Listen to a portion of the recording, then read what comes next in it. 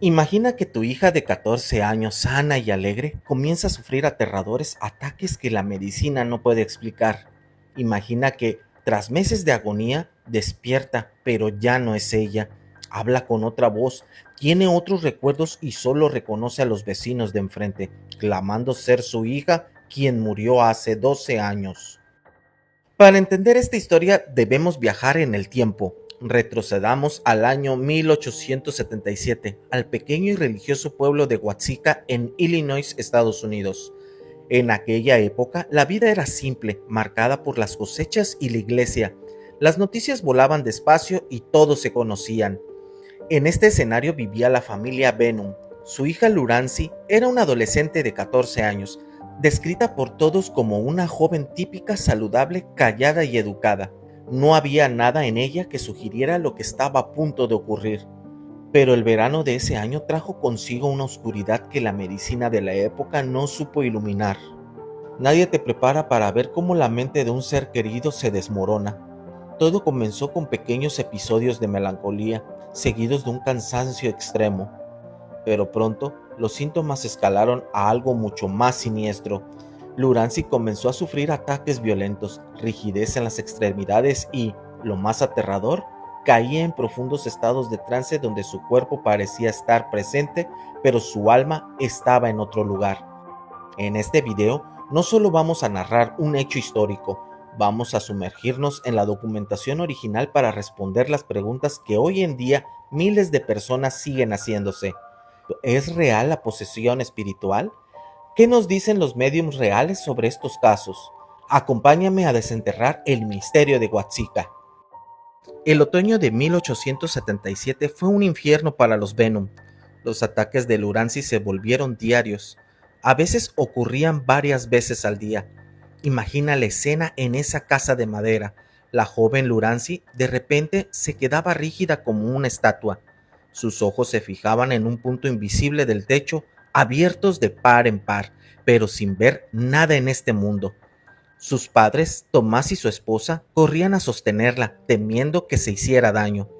Lo más perturbador no era la rigidez física, sino lo que ocurría cuando Lurancy despertaba de esos estados de trance. Al volver en sí, no recordaba nada del ataque, pero su personalidad estaba alterada. Hablaba de ver espíritus en la habitación, de escuchar voces que le susurraban cosas espantosas. La familia, desesperada, hizo lo que cualquier padre haría: llamar a los médicos. Los doctores más respetados de la zona llegaron con sus maletines negros y su escepticismo. Examinaron a Lurancy, le tomaron el pulso, revisaron sus pupilas, escucharon su corazón, pero no encontraron ninguna causa física para sus malestares. La medicina del siglo XIX era limitada. Ante la falta de una lesión física visible, el diagnóstico por defecto por cualquier comportamiento inexplicable en una mujer joven era la histeria o, peor aún, la locura. Los médicos, frustrados, le dijeron a Thomas Benham que su hija padecía trastornos mentales graves. La única solución que ofrecieron fue terrible: internar a Lurancy en un asilo de alienados, un manicomio de la época, donde las condiciones eran inhumanas y el trato a menudo tortuoso. Fue en este punto donde la historia de Watsika tomó un giro único, separándose de miles de otros casos trágicos donde la espiritualidad fue confundida con la locura. A pocos metros de la casa de los Benham vivía la familia Ruff. Asa Ruff y su esposa eran personas respetadas en el pueblo, pero guardaban una pena profunda en su corazón. 12 años antes, en 1865, habían perdido a su propia hija, Mary Ruff. Mary había sufrido ataques casi idénticos a los de Lurancy. Los Ruff recordaban con horror cómo los médicos trataron a Mary con sanguijuelas, baños de agua helada y dosis masivas de morfina, tratamientos que solo empeoraron su condición hasta causarle la muerte. Cuando Asa Ruff escuchó los rumores sobre los síntomas de Lurancy Benham, sintió un escalofrío. Era como revivir el calvario de su propia hija. Los Ruff, a diferencia de la mayoría en Watsika, eran espiritistas. Creían firmemente en la comunicación con espíritus y en que la muerte no era el final. Asa Ruff, movido por la compasión y por un pensamiento poderoso, cruzó la calle y tocó la puerta de Tomás Benham. Sabía que se arriesgaba al ridículo o al rechazo religioso, pero tenía que intentarlo. Convenció a Tomás de que no enviara a Lurancy al asilo. Le dijo: Tomás, los médicos mataron a mi Mary con su ignorancia. No dejes que hagan lo mismo con Lurancy. Esto no es locura, esto requiere una investigación psíquica. Los Venom, en su desesperación final, aceptaron. Estaban dispuestos a intentar cualquier cosa antes de encerrar a su hija para siempre. Asa Ruff prometió traer a alguien que entendía estos fenómenos. Asa Ruff no trajo un charlatán. Contactó con el Dr. E.W. Stevens, un médico que también era un respetado investigador de fenómenos paranormales y un espiritista convencido. El Dr. Stevens llegó a Watsika el 31 de enero de 1878, dispuesto a realizar una investigación psíquica rigurosa.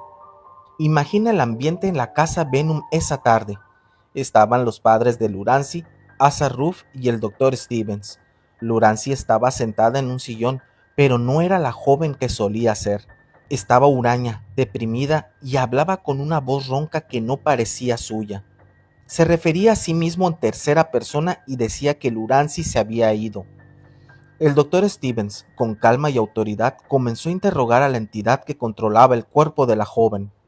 ¿Quién eres tú?, preguntó el Dr. Stevens. El cuerpo de Lurancy se tensó. El espíritu que la habitaba respondió con desdén, diciendo que ella era una mujer mayor, que se llamaba Katrina y que se sentía feliz de tener un cuerpo joven de nuevo. Katrina era un espíritu turbado, un alma en pena que se aferraba a la vida terrenal a través de la obsesión espiritual. No era un demonio, pero su presencia estaba destruyendo la mente de Lurancy. El Dr. Stevens entendió que no estaba lidiando con una enfermedad mental, sino con una posesión espiritual genuina. Utilizando técnicas que hoy en día los médiums reales reconocerían, Steven comenzó a negociar con el espíritu de Katrina. Le explicó que estaba haciendo daño, que ese cuerpo no era suyo y que debía irse hacia la luz. Katrina se resistía, gritando a través de la boca de Lurancy. El ambiente en la sala se volvió frío y pesado. Tomás Venom estaba a punto de intervenir, asustado por la violencia del trance, pero Asa Ruff le puso una mano en el hombro y le pidió paciencia.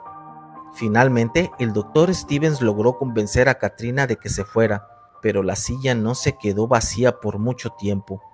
Lurancy cayó en un estado de calma absoluta, su respiración se volvió suave, y entonces ocurrió el milagro. El espíritu que ahora tomaba el control del cuerpo no era Katrina, no había desdén ni ira, había paz. El Dr. Stevens sintió un cambio radical en la energía de la sala. Volvió a preguntar: ¿Y tú, quién eres ahora? La joven abrió los ojos, pero esta vez su mirada fue directa hacia Asa Ruff, que estaba en un rincón de la sala. Sus ojos se llenaron de lágrimas, lágrimas de reconocimiento y amor puro. Sus labios temblaron y, con una voz suave, melancólica y llena de dulzura que Asa Ruff no había escuchado en 12 años, pronunció una sola palabra: ¿Papá? El silencio que siguió a estas palabras fue absoluto. Asa Ruff sintió que el mundo entero se detenía. Tomás Venom miraba a su vecino sin entender. ¿Por qué la hija de Tomás llamaba papá al vecino? Asa Ruff, temblando, se acercó a la joven. No podía creer lo que estaba escuchando. ¿Mary? ¿Eres tú, mi pequeña Mary?, susurró Asa. A través del cuerpo de Lurancy Venom, el espíritu respondió: Sí, papá, soy yo, Mary. Me han permitido volver. El Dr. Stevens, manteniendo la calma profesional, comenzó a interrogar al espíritu de Mary Ruff para documentar el caso. Este diálogo es crucial porque nos revela una verdad hermosa y profunda sobre qué hay después de la muerte según esta investigación psíquica. Mary explicó que ella no era una de esas almas en pena que vagaban sin rumbo. Ella estaba en un lugar de luz, un plano espiritual superior, donde ya no sentía dolor. Dijo que Katrina, el espíritu anterior, era un espíritu joven y confundido que solo buscaba regresar a la tierra por egoísmo. Pero, ¿por qué Mary? ¿Por qué Lurancy? Mary dio una explicación que desafió toda lógica médica, pero que tiene un sentido espiritual profundo. Dijo que el espíritu de Lurancy Venom, la joven adolescente, estaba muy cansado de su propia enfermedad. Lurancy estaba deprimida y su alma necesitaba descansar, un descanso mental y espiritual lejos de las presiones de la vida terrenal. Según Mari, el plano espiritual había intervenido. Se le había permitido a Lurancy cruzar temporalmente al otro lado a un plano de descanso para sanar su alma. Y a Mary Ruff se le había dado el permiso, el contrato espiritual, de tomar prestado el cuerpo físico de Lurancy por un tiempo. El propósito de Mary Ruff no era obsesionar o poseer egoístamente. Su propósito era doble. Primero, sanar el cuerpo de Lurancy, que estaba debilitado por los ataques, manteniendo su energía vital mientras descansaba en el más allá. Y segundo, y más importante, Mary quería volver a ver a sus padres. Quería darles la última despedida, una prueba innegable de la vida después de la muerte que pudiera aliviar el luto que habían llevado durante 12 años. No era un demonio robando un cuerpo, era un acto de amor puro, un intercambio sagrado de almas. Mary prometió al Dr. Stevens y a Thomas Venom: yo cuidaré este cuerpo. Lurancy volverá sana cuando esté lista. Mientras tanto, déjenme ir a casa con mis padres. El Dr. Stevens, maravillado por la belleza de este intercambio, recomendó a Thomas Venom que aceptara. Le dijo: Tomás, Lurancy se ha ido temporalmente. Mary Ruff está aquí para sanarla. El mejor lugar para este cuerpo ahora es con los Ruff, donde este espíritu se siente en casa. Los Venom, aún en estado de shock, aceptaron lo imposible. Esa misma tarde, Lurancy Venom, habitada por el espíritu de Mary Ruff, cruzó la calle y volvió a entrar a la casa donde había vivido Mary 12 años antes. Mary Ruff había vuelto a casa. Amigos, y si les está gustando el video, no olviden dejar su like y suscribirse al canal. Lo que siguió durante los siguientes 3 meses y medio es, sin duda, la parte más conmovedora y mejor documentado de este caso de investigación psíquica. Lurancy Venom vivió en casa de los Ruff como si fuera su propia hija. Imagina a esta joven de 14 años con el cuerpo de Lurancy, comportándose exactamente como Mary Ruff. Cuando los Ruff le mostraban objetos personales de Mary, ella reaccionaba con alegría o melancolía, reconociéndolos al instante. Se sentaba en la silla favorita de Mary, pedía la comida que a Mary le gustaba y usaba los mismos apodos cariñosos para sus hermanos. Un día, Asa Ruff decidió hacer una prueba.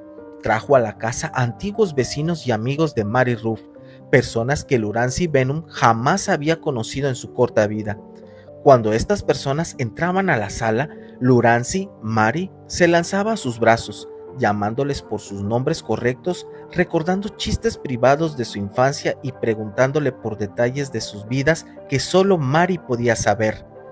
Los documentos originales del Dr. Stevens registraban docenas de estas pruebas innegables. La joven recordaba un viaje familiar a Texas que los Ruff habían hecho años antes de que Lurancy naciera. Describía la ropa que Mary había usado en el día de su muerte 12 años antes. No había cabos sueltos, era Mary Ruff en cada palabra, gesto y recuerdo. El pueblo de Huatzica estaba dividido. Algunos clérigos decían que era obra del diablo, pero Asa Ruff respondía: ¿puede el diablo traer tanta paz y amor a una casa? Lurancy Venom ya no sufre ataques, mi casa está llena de la risa de mi hija de nuevo. Para los expertos modernos, este caso se sitúa en una frontera fascinante entre la posesión espiritual y las vidas compartidas. No era reencarnación, porque Mary Ruff ya había muerto, y no era una posesión negativa porque el espíritu de Lurancy estaba de acuerdo con el intercambio. Era un fenómeno único, una transición amorosa de conciencia documentada por primera vez en la historia de los Estados Unidos. La felicidad en la casa de los Ruff era palpable, pero tenía un sabor agridulce. Todos sabían que este regalo no era eterno. Los Venom, desde la acera de enfrente, veían a su hija vivir una vida que no era la suya, pero veían que estaba sana, feliz y libre de ataques. Su inmenso dolor se transformaba poco a poco en esperanza agradecida. Entendían que este intercambio amoroso era necesario para el descanso de Lurancy. Pero el tiempo de gracia estaba llegando a su fin. A mediados de mayo de 1878, el espíritu de Mary Ruth comenzó a anunciar que pronto tendría que irse. Dijo que Lurancy Venom estaba sanada y descansada y que el tiempo del contrato espiritual se había agotado. Para los Ruff, saber que tendrían que pasar por el duelo por un hijo una segunda vez fue devastador. Asa Ruff, con el corazón roto, le suplicó a Mary que se quedara, pero ella, con una sabiduría que superaba sus años terrenales, le dijo: «Papá, yo ya no pertenezco aquí. He vuelto para darte paz, para decirte que estoy bien, pero debo volver al plano espiritual y Lurancy debe recuperar su vida. Si me quedo, le haría daño a ella y a mí misma. Debo cruzar al otro lado para siempre». La última semana de mayo fue una larga y dolorosa despedida. Mary Ruth pasó cada minuto posible con sus padres, dándoles ese consuelo espiritual que necesitaban. Les aseguró que el amor verdadero jamás muere, que siempre estaría con ellos en espíritu. Les dijo que no vieran la muerte como un final, sino como un horizonte. El día 21 de mayo de 1878 fue el día elegido para el intercambio final. Asa Ruff y su esposa se prepararon para el golpe. Mary Ruff, a través del cuerpo de Lurancy, se despidió de cada rincón de la casa, de sus objetos y de sus hermanos. Finalmente, se sentó en la silla favorita de Mary, rodeada por Asa Ruff y Thomas Venom, quien había venido a recibir a su hija.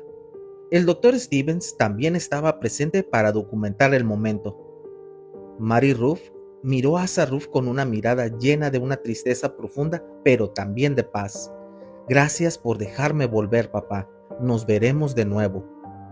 Mary cerró los ojos. Su respiración se detuvo por un segundo, un instante de transición total de energía. El cuerpo de Lurancy se relajó por completo. Y entonces, el doctor Stevens comenzó a llamar suavemente al espíritu original de Lurancy Venom. Los Venom contuvieron la respiración. Asa Ruff estaba en silencio. Thomas Venom veía cómo los rasgos de la cara de su hija cambiaban sutilmente. La rigidez, el trance ronco, la dulzura de Mary, todo eso se desvaneció. Lurancy Venom abrió los ojos, miró a su alrededor con una confusión infantil sin reconocer la sala de los Ruff.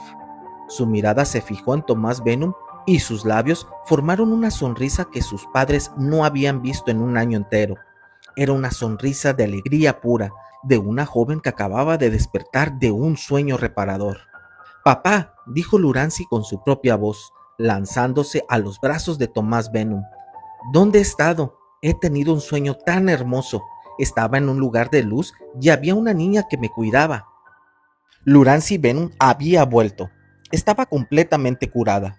Su alma, cansada y rota un año antes, había regresado sana y vibrante tras su descanso en el plano espiritual superior. No solo había superado la supuesta locura, sino que su cuerpo se había recuperado gracias a la intervención amorosa de Mary. ¿Qué pasó después? No quedó ningún cabo suelto. Lurancy recuperó su vida, creció como una joven normal y años después se casó y tuvo sus propios hijos. Jamás volvió a sufrir ningún ataque ni posesión negativa en su vida. Vivió una existencia plena y saludable. Los Ruff, aunque pasaron por el dolor de la segunda despedida, ya no cargaban con el peso de la desesperanza. Sabían, con una certeza absoluta y documentada por la investigación psíquica, que su hija vivía y que algún día volverían a abrazarse. La posesión de Huatzika les dio un consuelo espiritual que la religión no pudo darles y que la medicina casi destruyó. Este caso sigue siendo hoy en día el pilar de la investigación espiritista moderna en los Estados Unidos. Nos demuestra a través de documentos originales y testimonios innegables que la muerte física es solo un cambio de estado, que las almas pueden comunicarse y que el amor es la fuerza más poderosa del universo, capaz de cruzar cualquier frontera. Gracias por acompañarme en este viaje por la historia de Huatzika. Si te interesa la comunicación con espíritus y buscas respuestas sobre la vida después de la muerte, este caso es tu faro de luz.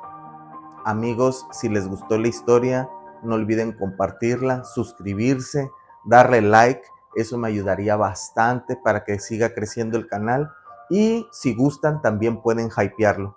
Por lo pronto, les dejo una historia de este lado, sí, de este lado, que les va a gustar.